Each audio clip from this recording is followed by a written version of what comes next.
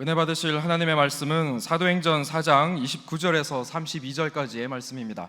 사도행전 4장 29절에서 32절까지의 말씀입니다. 신약성경 193페이지에 있습니다.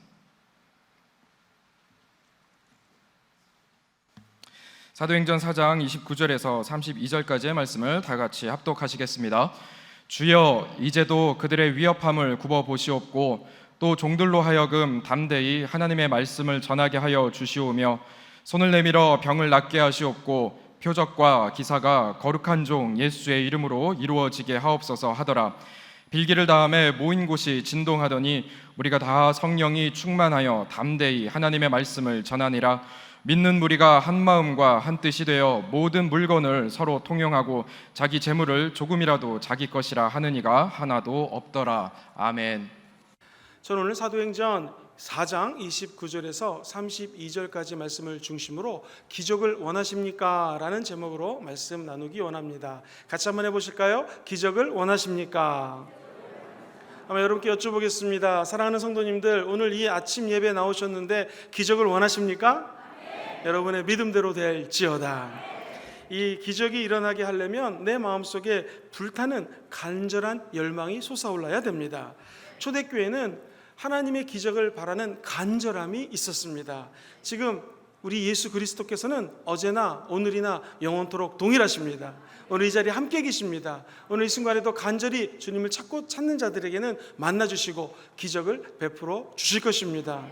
이 말씀이 쓰여졌던 2000년 전 고대 근동의 이스라엘 땅은 어떤 상황이었을까요? 첫 번째로 이 정부가 복음을 전하지 못하게 하였습니다. 당시 사내들이라고 하는 단체가 있었는데 이 사내들이는 오늘날 정부와 법원과 그리고 국회 역할을 감당하는 기관이었습니다.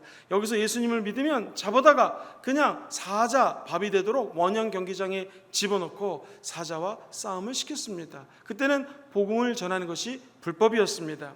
무엇보다도 당시 사람들은 예수 그리스도 하나님의 아들이라면서 왜 십자가에 못 박혀 죽었는가 하면서 예수님을 믿지 않았던 참으로 어려운 시대였습니다. 그런데 그 당시 성도님들은 이처럼 정부가 방해해요, 잘 믿지도 않아요. 그런 와중에서 가슴속에 불타는 열정이 있었습니다. 그것은 주님, 이 모임에, 기독교 공동체에 기적을 베풀어 주시옵소서.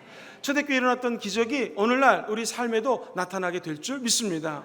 어떻게 하면 그때와 같은 기적이 일어날 수 있을까요? 세 가지 말씀을 드리기 원합니다. 첫 번째로 하나님의 말씀을 전하셔야 됩니다. 같이 한번 해보시죠. 하나님의 말씀을 전하십시오. 사실 복음을 전한다, 말씀을 전한다 하는 것은 인간이 전하는 것이 아닙니다. 사람의 지혜를 가지고 전도하는 거 아닙니다. 하나님이 말씀하시면 그 말씀이 역사하시는 것입니다. 우리는 도구로서, 통로로서 잠시 사용되는 것뿐이지요. 재미있는 것은 오늘 조금 아까 읽었던 29절 한 번 더 같이 읽어보겠습니다. 시작. 주여, 이제도 그들의 위협함을 굽어보시고 또 종들로 하여금 담대히 하나님의 말씀을 전하게 하여 주시오며. 이렇게 어려운 상황 속에 이 위협함, 어려움들을 주님 아시죠? 이 와중에서도 우리하고 강하고 담대한 믿음 주셔서 하나님의 말씀을 전하게 도와주옵소서 라고 얘기를 합니다. 그런데 하나님 말씀을 전할 때 30절 보면은 바로 다음 절에는요, 기적과 이상이 나타납니다. 제가 읽어드리면 손을 내밀면 병을 낫게 하시고 표적과 기사가 거룩한 종 예수 이름으로 이루어지게 도와주옵소서. 즉 하나님의 말씀과 기적은 쌍두마차예요. 함께 가는 것입니다. 하나님 말씀 있는 곳에 기적이 일어납니다. 즉 쌍둥이처럼 하나님의 말씀 강조하죠. 굉장히 중요합니다. 하나님의 말씀이 역사하면 기적도 나타나는 것입니다. 기적이 임하는 곳에 기독교는 하나님의 말씀이 같이 나타나는 거예요. 마차가 두 바퀴를 가지고 움직입니다. 한쪽 바퀴는 하나님의 말씀이에요. 한쪽은 성령의 역사는 기적인 줄 믿습니다. 기차가 레일 위를 달릴 때 한쪽 바퀴가 벗어나면 이탈을 하게 되어 있죠. 마찬가지로 두 가지 바퀴는 하나님의 말씀이요 성령의 역사하시는 이적과 기사와 기적인 줄 믿습니다. 항상 하나님의 말씀이 선포되고 그 뒤에 기적이 따라오게 되어 있습니다. 오늘날 이 기적에 관한 이야기를 나누면 많은 성도님들이 물어봅니다. 목사님, 옛날엔 이렇게 기적이 많이 일어났는데 요즘은 왜 잘 일어나지 않을까요? 아니, 성경에 보면 수없이 많은 기적과 이사가 나타나는데 왜 우리 삶에는 이런 기적과 이사가 일어나지 않습니까? 라고 질문을 합니다. 자, 왜 그럴까요? 초대교회를 가만히 살펴보면 답을 알 수가 있습니다. 이때 성도님들은 굉장히 어려운 상황이었습니다. 그런데 초대교회는 그런 힘든 상황 속에서도 전도하는 교회였습니다. 선교하는 교회였습니다. 지금 복음이 이 예루살렘을 지나 유다와 사마리아와 땅끝까지 퍼져야 됩니다. 그 어려운 상황 속에서 복음을 전하는 교회, 선교하는 교회에는 하나님이 기적을 베풀어 주신다는 것입니다. 급사 복음이 없는 곳에 복음을 들고 가면 그곳에는 그렇게 기적이 넘쳐납니다. 제가 처음 전도사가 되고 하나님의 은혜로 파푸아뉴기니라고 하는 나라에서 한 목사님이 와서 좀 설교를 해달라고 그래서 부족하지만 제가 총각 전도사였는데 그곳에 가서 복음을 전하게 되었습니다. 그 이유는 무엇인가? 저에게 말씀하시기를 전도사님, 우리 교회는 큰 교회가 아니라 작은 교회니 와서 말씀을 좀 전해주세요. 그래서 그냥 강하고 담대한 믿음으로 갔더니 세상에 저는 한 30명 40명 모이는 교회인 줄 알았더니 1600명이 와서 앉아있더라고요.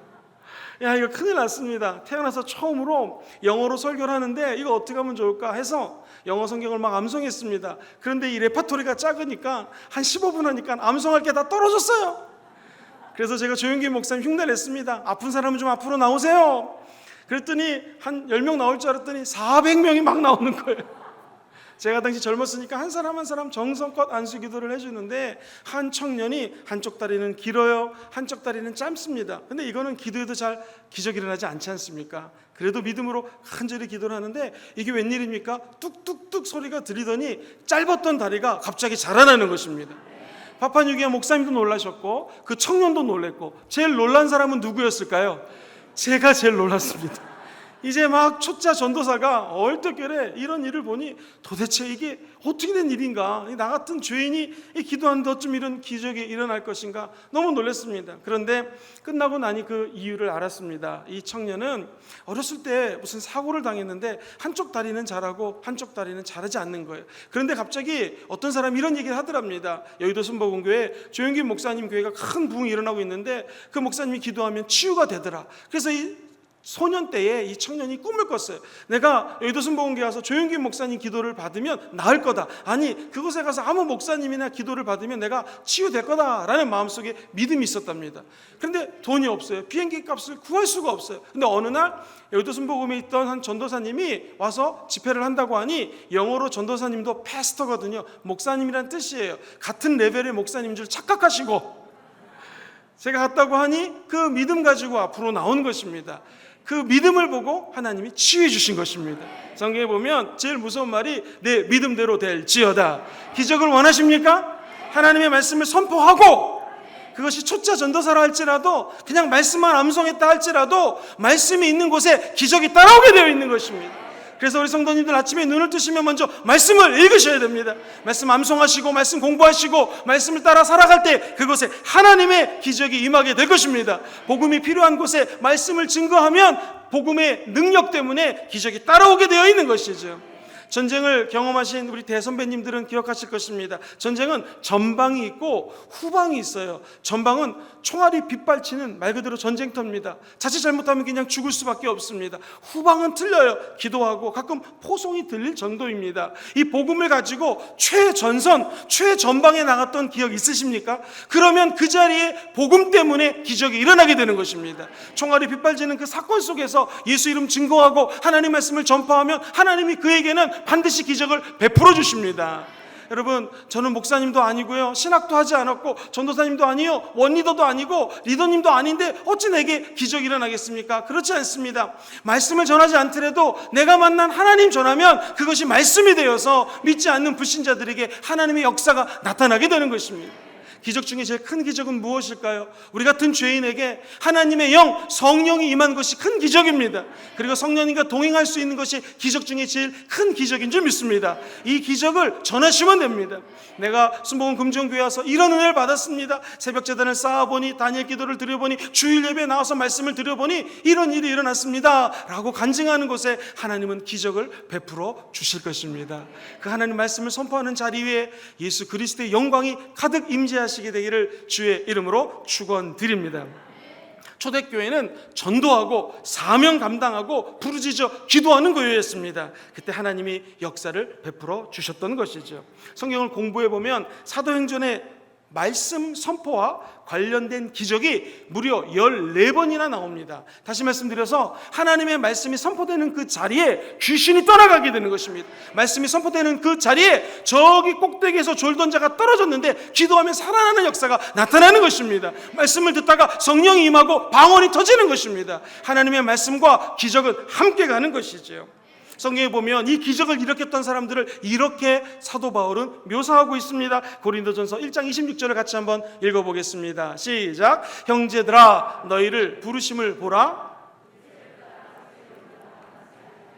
능한 자가 많지 아니하며 문벌 좋은 자가 많지 아니하도다. 성경은 얘기합니다. 지혜 있는 사람도 없다, 능력 있는 사람도 없다, 공부 많이 한 사람도 없다, 잘난 사람도 없다, 부모로부터 탁월하게 유전적인 요소를 갖고 있는 사람도 없다. 무엇만 있으면 됩니까? 하나님의 말씀만 있으면 그 말씀이 능력이 돼서 역사한다는 것입니다. 초대교회가 왜 전도에 성공했는가, 왜 부흥했는가? 하나님의 능력이 나타났기 때문입니다. 바꿔 얘기하면 아버지의 말씀이 있는 곳에는 하나님의 기적이 임하게 되고 삶의 변화가 나타나게 된다는 것이죠. 사랑하는 성도님들, 늘 말씀을 가까이 하시고 그 말씀 때문에 하나님의 기적을 체험하시게 되기를 주의 이름으로 축원합니다. 전도는 우리의 능력으로 하는 것이 아닙니다. 하나님의 말씀의 능력으로 전도되어지는 것입니다. 우리의 지혜로 전도하는 것이 아닙니다. 하나님이 지혜를 주셔야 됩니다. 그 지혜는 하나님의 말씀 가운데 있다는 것입니다. 코로나 때문에 너무들 힘들어하고 있습니다. 지금 서울에 있는 한 대형 교회에도 코로나가 휩쓸고 지나가고 있는 듯한 느낌을 받습니다. 어려운 이때에 우리에게 필요한 것이 무엇입니까? 우리 입술을 열어서 더욱더 만나는 분들에게 예수님을 전파하시게 되기를 주의 이름으로 축원합니다. 왜냐하면 초대교회가 그랬습니다. 너무나 어려운 상황이었습니다. 목숨을 담보로 복음을 증거했습니다. 그러나 그것에는 하나님의 말씀 때문에 기적이 일어났습니다. 어디서 무엇을 하든 아버지의 말씀으로 하나님의 놀라운 은혜를 체험하는 여러분 되기를 주의 이름으로 축원드립니다. 더욱더 담대히 하나님의 말씀을 읽으시고 받으신 은혜를 전하시는 곳에 하나님의 기적이 임하게 될 것입니다. 두 번째로, 사랑하는 성도님들, 기적을 원하십니까? 그러면 예수님의 이름으로 기도하십시오. 같이 해보시죠. 예수님의 이름으로 기도하겠습니다. 시작. 예수님의 이름으로 기도하겠습니다. 오늘 본문 30절에 이렇게 적혀져 있습니다. 같이 읽어보시죠. 시작. 손을 내밀어 병을 낫게 하시옵고 표적과 기사가 거룩한 종 예수의 이름으로 이루어지게 하옵소서 하더라.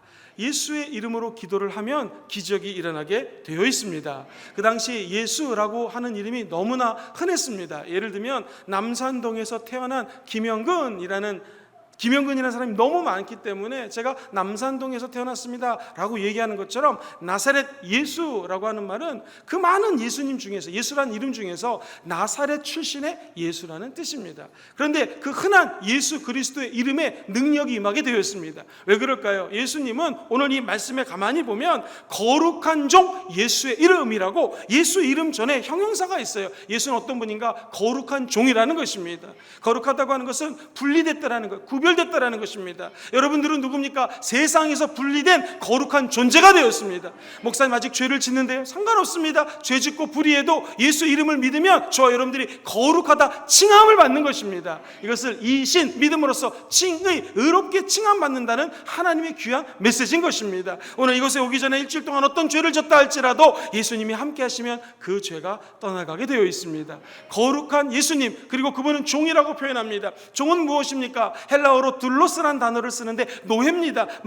멋있게 얘기해서 종일 뿐이지 실제로 노예예요. 예수님은 하나님의 아들인 거 믿으십니까? 만왕의 왕, 만군의 주가 되시는 예수님이 저와 여러분들을 위해서 종이 되었다라는 말입니다. 노예가 되었다라는 말입니다. 그리고 십자가를 짊어지고 저와 여러분의 죄 때문에 십자가의 죽음으로 우리 예수님은 종으로 낮은 모습으로 왔는데 하나님이 그를 지극히 높여주사 만왕의 왕으로 높여주셨다라는 것입니다. 성경은 우리 기독교의 진리는 세상과 진리가 좀 틀립니다. 세상에서는 나를 피하라고 나를 높여야지 내가 높아지는데 우리는 그렇지 않습니다. 하나님은 낮은 자의 하나님이십니다. 낮아지면 높여주시는 것입니다. 지난 한 주 동안 살면서 내가 너무나 낮아졌습니다. 이제 주님이 높여주실 것입니다. 앞으로 한 주 동안 살아가시면서 세상에서 높아지기보다는 예수님 때문에 더 낮아지게 되기를 주의 이름으로 축원합니다. 인자, 예수님이 이 땅에 오신 목적은 사람들로 하여금 섬김을 받으러 온 것이 아니라 도리어 섬기려 하고 나아가 자기의 목숨을, 자기의 생명을 많은 사람들에게 대속물로 주기 위함이라고 마가복음 10장 45절은 얘기합니다. 무슨 뜻입니까? ransom, 대속물이라고 하는 것은 희생물입니다. 낮아지는 것입니다. 노예가 되는 것입니다. 예수님이 대속물로 죽으셨기 때문에 저와 여러분들에게는 하나님의 은혜로 예수님 때문에 기적이 일어나게 될 것입니다. 그러므로 예수 이름으로 기도한다는 것은 거룩하신 예수님이 노예가 되어서 우리를 위해 돌아가셨기 때문에 그분의 이름에 능력이 있는 것입니다. 우리 자녀들이 집 앞에 있는 구멍가게 가서 아저씨 저 이거 하나 가져갈게요 라고 과자를 가져가면 구멍가게 사장님 못 가져가게 합니다. 그런데 이 구멍가게 사장님이 아버지랑 잘합니다. 아저씨 우리 아빠 이름이 누구누구인데 아빠가 이거 하나 가지고 오래요. 그러면 얼른 주게 되죠. 마찬가지입니다. 우리 하나님의 아들 예수님은 만왕의 왕이요 만군의 주가 되시며 하늘과 땅의 모든 권세를 갖고 계신 분이 우리 예수님인 줄 믿습니다. 그분의 이름으로 기도할 때 기적이 일어나게 될 것입니다. 우리 예수님은 제자들에게 두 가지 은혜를 줬습니다. 첫 번째는 전도할 수 있는 은혜를 주었습니다. 너희는 온 천하에 다니며 만민에게 복음을 전파하라. 할렐루야. 전도할 수 있는 은혜를 주신 것이죠.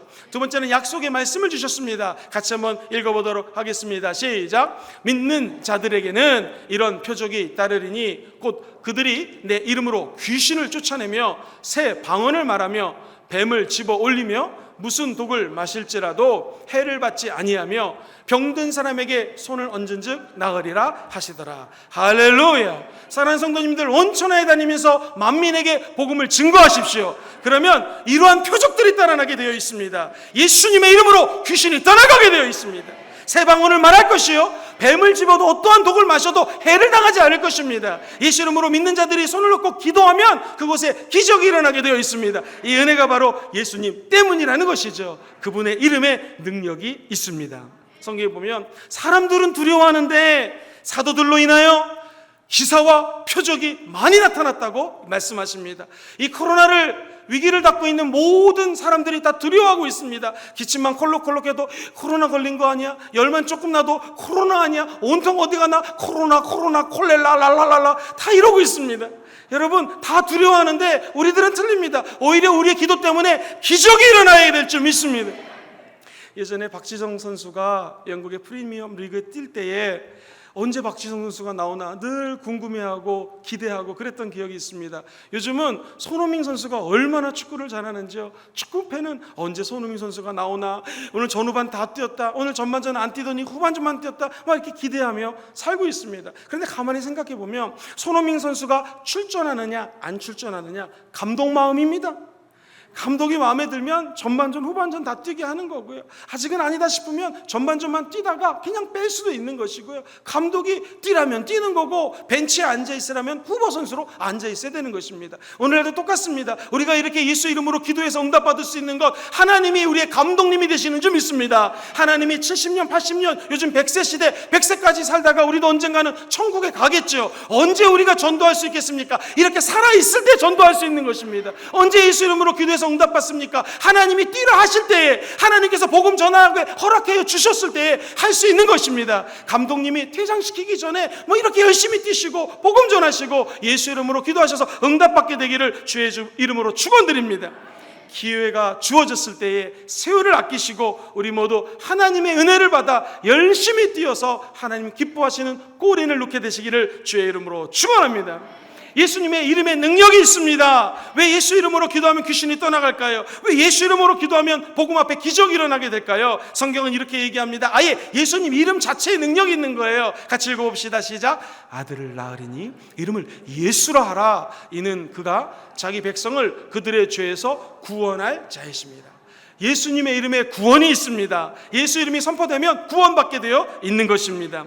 예수님은 이렇게 또 말씀하십니다. 영접하는 자, 곧 그의 이름을 믿는 자들에게는 무엇이 되는 권세를 주셔요? 하나님의 자녀가 되는 권세를 주십니다. 예수 이름에 자녀 될 수 있는 권세가 있다라는 것이죠. 하나님께서는 이렇게 말씀을 하십니다. 너희가 내 이름으로 무엇이든지 나에게 구하면 내가 행하리라.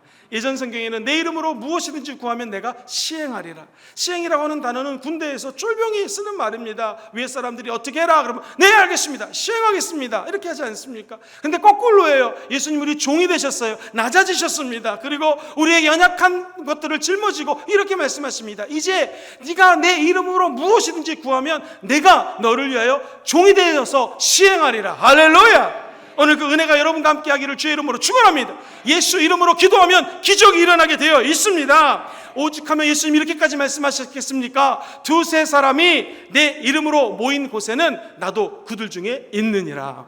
우리의 가정에 남편, 아내, 자녀 3명만 예수 이름으로 모여 있어도 그곳에 하나님은 함께 하시고 기적을 베풀어 주는 것입니다. 오늘 이렇게 수백 명이 모여서 예수 이름으로 기도할 때에 이곳에 우리 하나님의 영광이 가득 드러나게 될 것입니다. 그리고 귀신은 떠나갈 것이요 하나님의 은혜 가운데 응답이 쏟아지게 될 것입니다. 왜 그럴까요? 예수의 이름에 구원이 있기 때문입니다. 구원은 육체적으로 아픈 것 치료해 주는 것도 구원입니다. 어려운 시간을 지나는 여러분들을 탈출시켜 주시는 것도 하나님의 구원의 은혜인 줄 믿습니다. 성경은 사도행전 4장 12절을 보면 이런 말씀이 적혀져 있어요. 같이 읽어봅니다. 시작. 다른 이로서는 천하 사람 중에 우리에게 없음이라 하셨더라. 첫째도 예수 이름으로 구원받습니다. 둘째도 예수 이름으로 치료받는 것입니다. 셋째도 예수 이름으로 기도할 때 하나님이 함께 하시고 우리들에게 은혜를 부어준다라는 것입니다. 우리 예수 그리스도의 이름을 높이며 천국 갈 때까지 그분의 이름만을 사모하는 저와 여러분 되기를 주의 이름으로 축원드립니다. 세상에 코카콜라 전 회장님은 이런 말을 했습니다. 내 몸에는 피가 흐르는 것이 아니라 코카콜라가 흐른다. 그리고 전 사장님이었던 도널드 R. 키오라고 하는 코카콜라 사장님은 이렇게 얘기합니다. 전 세계 사람들의 피 속에 코카콜라가 흐를 때까지 우리는 세계 구석구석을 뒤질 것이다, 이렇게 얘기합니다. 제가 피지라는 곳에 가서 복음을 증거해 봤는데 그 섬에는요 콜라를 갖다가 밥에 말아 먹더라고요. 저도 따라해 봤는데 맛이 괜찮았습니다. 그러니까 세계 구석구석까지 나는 코카콜라를 전하겠다 이겁니다. 이 스타벅스라고 하는 커피숍 아시죠? 하워드 슐츠라고 하는 창업자가 이런 말을 했습니다. 스타벅스는 커피 한 잔을 팔 수 있다면 나는 지구 끝까지라도 가가지고 커피를 팔겠습니다. 여러분, 이 음료수 파는 분들도 이렇게 지구 끝까지 간다고 하는데 우리는 복음을 증거하는 사람입니다. 예수 피를 증거하는 사람입니다. 저 여러분들이 땅 끝까지 이르러 증인되는 날이 오게 될 줄 믿습니다. 우리가 예수의 피를 증거하고 예수 이름을 선포하면 세계 만민의 복음이 증거되는 곳에 사람들의 몸속에는 그들의 피가 흐르는 것이 아니라 예수님의 보혈의 능력이 흘러넘치게 될 줄 믿습니다. 제가 아침에 일찍 출근을 하거나 새벽 제단을 쌓고 사무실에 앉아 있으면 이쪽이 동쪽입니다. 동쪽에서 해가 떠오르는데 얼마나 아름다운지 모릅니다. 부산은 산이 많지 않습니까? 산 너머로 해가 떠오르는데요 얼마나 아름다운지 모릅니다. 또 저쪽으로는 해가 지는데요 혹시 우리 교회 옥상 올라가 보신 적 있으십니까? 옥상 가서 한번 해 지는 거 보십시오. 얼마나 아름다운지 모릅니다. 할렐루야. 이제 옥상에 많이들 올라가시겠네요. 그런데 해가 뜨고 이 해가 지는 것을 누가 막을 수가 있겠습니까? 아무도 막을 수가 없습니다.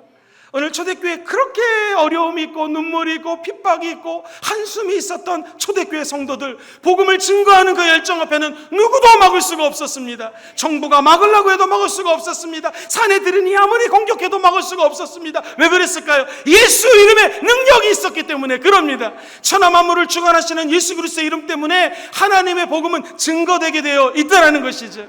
사랑하는 성도님들, 우리 입술에서 예수님의 이름이 끊어지지 않게 되기를 주의 이름으로 축원드립니다. 어둠이 지나고 동이 터오르게 되어 있습니다. 아무도 막을 수가 없습니다. 무너졌던 제단들이 다시 일어설 것이요 믿지 않는 영혼들이 사랑하는 성도님들의 기도 때문에 다시 예수님께로 돌이키는 기적이 임하게 될 것입니다.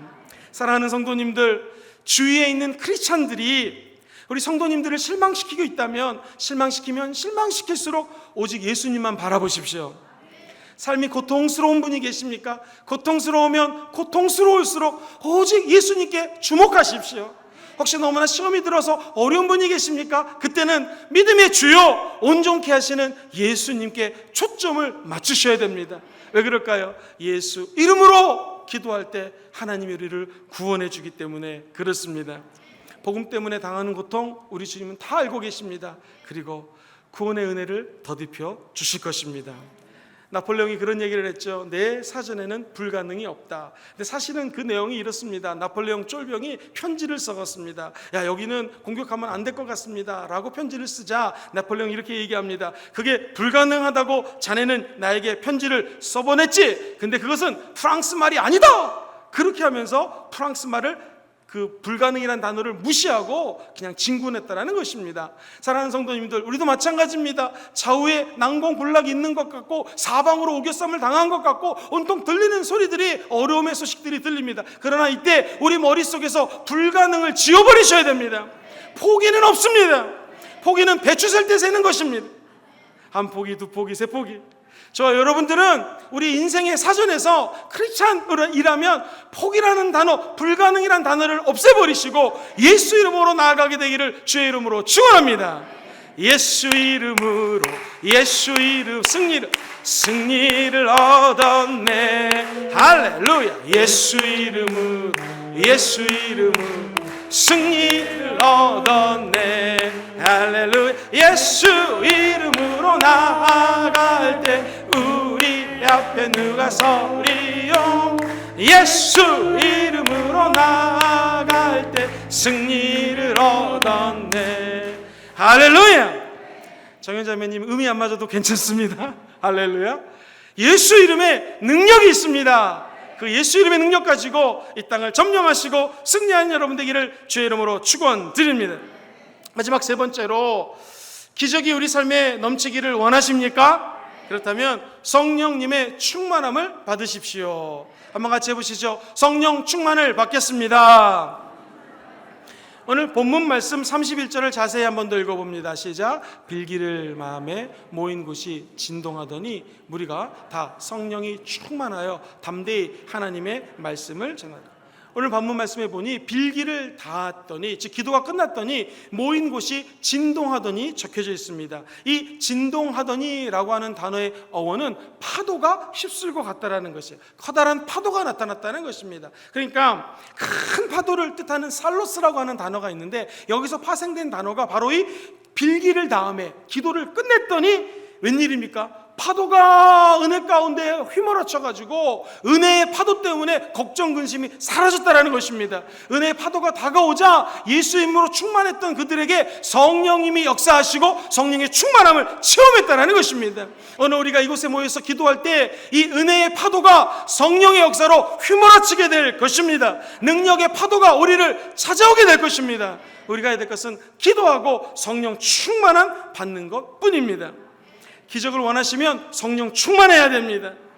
성령 충만함은 예수 믿으면 우리 안에 성령이 거하십니다. 그런데 성령 충만함은 지속적인 성령과 교제를 통하여 충만해지는 것을 의미합니다. 사랑하는 우리 성도님들, 어떤 사람이 예수를 믿었더니 이렇게 인생이 조금 좀 더러웠는데 이렇게 하얘졌습니다. 그런데 이 하얀 종이는 찢기기가 너무나 쉽습니다. 마귀에게 찢기고 세상에게 찢기고 세상에게 버림받을 수 있습니다. 그런데 이 종이가 만약 성경책에 쏙 들어갔다고 하면 웬만한 사람은 이 종이를 찢을 수가 없습니다. 성령 충만함은 무엇입니까? 저와 여러분들이 성령님 품 안에 들어가는 것입니다. 성령 안에 잠기는 것입니다. 성령 안에 쏙 들어가기 때문에 세상이 저와 여러분들을 찢을 수가 없습니다. 마귀가 공격할 수가 없습니다. 그 성령의 충만함을 평생 누리시고 성령과 동행하는 여러분 되시기를 주의 이름으로 축원드립니다. 목사님, 어떻게 하면 성령 충만함 받을 수 있겠습니까? 저와 여러분이 예수 그리스도를 믿고 거듭나야 됩니다. 우리가 믿는 사람이라면 내 안에 성령이 들어오는 것이죠. 그리고 믿음으로 성령님의 임재를 간구하십시오. 성령님, 나를 좀 도와주세요. 환영하고 인정하고 모셔드립니다 라고 기도하면 성령이 역사해 주시는 것입니다. 그리고 우리 안에 계신 성령님께 순종하십시오. 순종하면 기적이 일어나게 되어 있습니다. 2세기에 기독교 변증가 한 분을 소개합니다. 아리스티테스라고 하는 유명한 병증학자가 있었는데, 이분이 로마 황제 하드리안이라는 황제에게 편지를 적습니다. 그 당시 지금으로부터 약 한 2000년 전, 1900년 전에 크리스천들의 모습을 이렇게 묘사합니다. 그리스도인들은 서로 사랑합니다. 그들은 과부를 반드시 도와줍니다. 그리고 괴롭히는 사람들로부터 고아들을 보호합니다. 자기가 갖고 있는 소유물을 없는 사람들에게 그냥 거저줍니다. 낯선 사람을 보면 집으로 데려갑니다. 마치 친형제인 것처럼 즐거워합니다. 그들은 각 사람 간의 관계를 평범한 의미의 형제가 아닌 하나님 안에서 성령을 통해 맺어진 형제로 생각합니다. 할렐루야! 성령 충만하면 나타나는 현상이 무엇일까요? 바로 이 초대교회 공동체 하나님의 백성들처럼 나누고 하나 된다는 것입니다. 과연 그런지 우리 본문 말씀에서 한번 찾아보겠습니다. 32절 말씀입니다. 같이 한번 읽어보겠습니다. 시작. 믿는 무리가 한 마음과 한 뜻이 되어 자기 재물을 조금이라도 자기 것이라 하는 이가 하나도 없더라. 자, 이 말씀을 보면 한 마음과 한 뜻이 되었습니다. 사랑하는 성도님들, 각 가정이 성령 충만하셔서 각 가정이 한 뜻이 되고 하나가 되기를 주의 이름으로 축원합니다. 우리 교회가 오직 성령 충만하면 하나 될 수 있습니다. 몇백 명, 몇천 명이 모여도 하나 될 수 있는 유일한 방법, 성령 충만함 받으면 되는 것입니다. 나아가 우리나라가 예수님 안에서 하나 되기를 주의 이름으로 축원합니다. 어떻게 가능합니까? 성령 충만하면 성령이 역사하사 하나 된다는 것이죠. 그리고 힘들고 어려운 사람들을 향하여 나눠줄 수 있게 된다는 것입니다. 성령이 임하면 그러한 사랑이 펼쳐지게 되어 있습니다. 천사와 예수님이 대화하는 걸 한번 들어보세요. 천사가 얘기합니다. 예수님, 지상 과업 때문에 이 땅에 내려가셨는데, 아니 그 과업은 어떻게 하시고 승천하신 겁니까? 하늘로 쑥 올라오신 이유는 무엇입니까? 라고 천사가 물어봅니다. 그때 예수님 대답을 들어보십시오. 내가 그것 때문에 제자들을 좀 남겨놨다 라고 얘기했습니다. 근데 천사가 얘기합니다. 그런데 제자 중에서 가룟 유다 배반하지 않았습니까? 그 제자들이 예수님 배신하면 어떡합니까? 그랬더니 예수님이 웃으시면서 이렇게 말씀하셨습니다. 그래서 내가 성령님을 보내주셨다. 우리도 마찬가지입니다. 이 땅에 살면 연약해서 넘어지기 쉽고 때로는 예수님을 배반할 수도 있을 것입니다. 그러나 우리 안에 성령님이 계심으로 저 여러분들은 성령의 충만함을 받아 땅끝까지 이르러 증인되게 될 것입니다. 성령이 역사하시면 기적이 일어납니다. 그리고 성령 역사하시면 자발적으로 나누는 삶을 살게 되는 것이죠. 그래서 더 이상 소유권에 관심 있는 것이 아니라 사용권에 관심을 갖게 됩니다. 우리나라에 조선시대 때 보면 지금도 재산을 갖다가 상속 문서로 남기는 것처럼, 오늘날이 그런 것처럼 조선시대도 이 상속 문서를 남기는 기록이 있습니다. 거기 보면 첫 번째 넘버원 제일 비싼 거를 남깁니다. 근데 안타깝게도 제일 비싼 재산 목록은 뭐였을까요? 노비였습니다. 노비. 당시 조선 말 같은 경우에는요, 노는 남자 노비고요, 비는 여자 노예입니다. 합쳐가지고 노비라고 표현을 합니다. 이 노비 한 명당 가격이 말 한 필이었습니다. 그것은 오늘날로 계산을 해보니까 말 한 필 가격이 한 사람이 30개월 동안 열심히 일을 해서 버는 돈입니다. 만약 어떤 사람이 월급이 300만 원이라면 30을 곱하면 꽤 큰 돈이 나올 것입니다.